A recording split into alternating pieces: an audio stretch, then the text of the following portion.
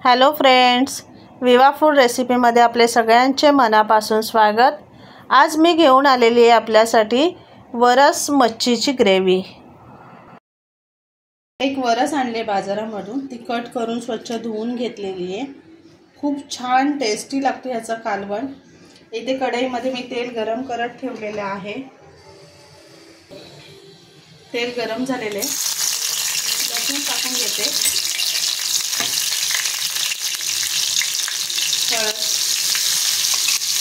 आणि 1.5 चमचा मसाला घेतलेला आहे।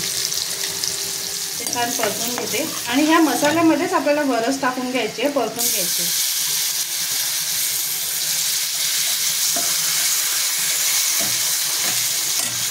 मसाल्यामध्ये छान फ्राय झाले ना की त्याला चव खूप चांगली येते।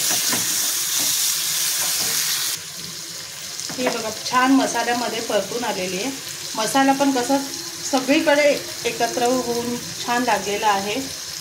तर ह्याच्यामध्ये मी अद्रक, लसूण, मिरची आणि कोथिंबीर याची पेस्ट टाकून घेते। ही वरस खूप चवीला आहे। ही इतर माशांपेक्षा खूप वेगळी आणि खूप टेस्टी लागते।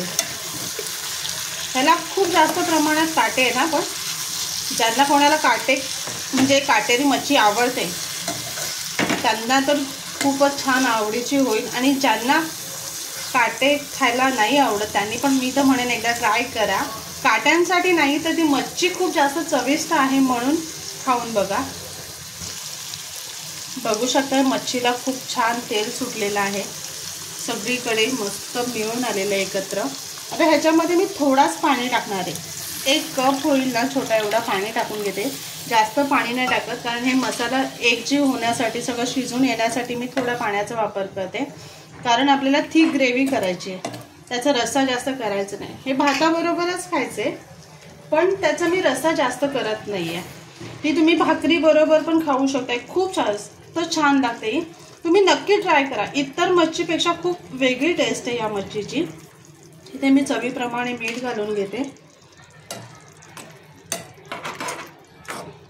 आणि 10 मिनिटं मी तिला शिजून घेणार आहे। इथे उकळ आलेली आहे, त्याच्यामध्ये मी आंबा घालून घेते। आंबट कालवण झालं की खूप छान लागतं। त्याला मी 5 मिनिटं शिजून घेते अजून।